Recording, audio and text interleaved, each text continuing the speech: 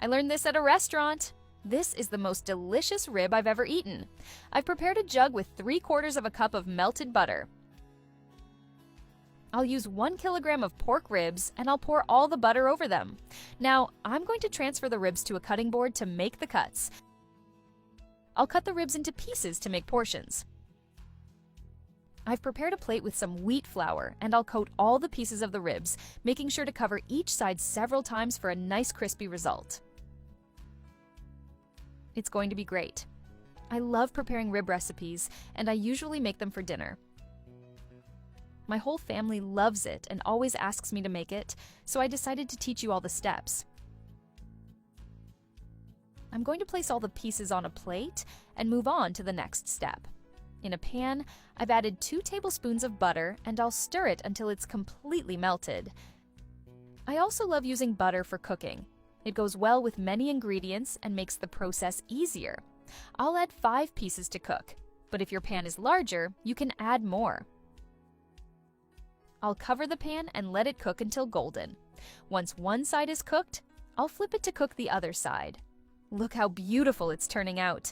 As you can see, it's going to be super crispy when it's done. Delicious. I'll cover it again and let it cook a little more. Once it's golden, you can remove it. This is the ideal point.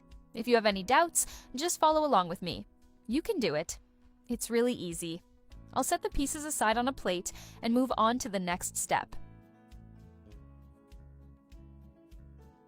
In the same pan, I'm going to add a chopped onion. I'll use a spatula to spread everything out, letting the onion fry until it reaches this color. Next, I'll add 100 grams of champignon mushroom.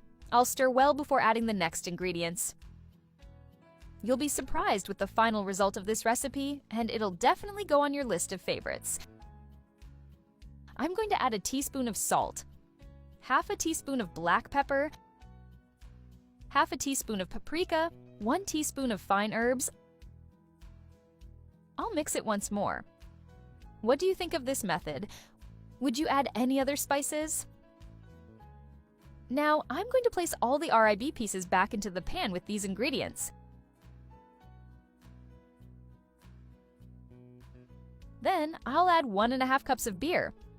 Don't worry, it's just to give it a special touch of flavor, trust me. I'll cover the pan and let it cook for 20 minutes. After that, I'll add a pinch of salt to taste. You can decide the amount. I'll also add half a cup of tomato sauce. I'll spread it out to make sure the ribs are nicely coated. I hope you are enjoying this recipe. This is an exclusive method I saved to teach you, and I'm sure you'll love it too. I'll cover the pan again and let it cook for another 5 minutes. Done. Now, I'll transfer it to a plate and serve it. The smell is wonderful, and I'm sure the flavor is amazing too. I learned this recipe when I was young, and the first time I made it, I loved it so much that it became a regular in my house. My friends always ask me to teach them how to make it, because it turns out so incredible. I have many more secrets that I'll reveal little by little, so stay tuned. Now you know how to prepare a great dinner. It's your time to shine. I hope you enjoyed this recipe. Thank you so much for watching this video until the end. I'll see you in the next one. Bye.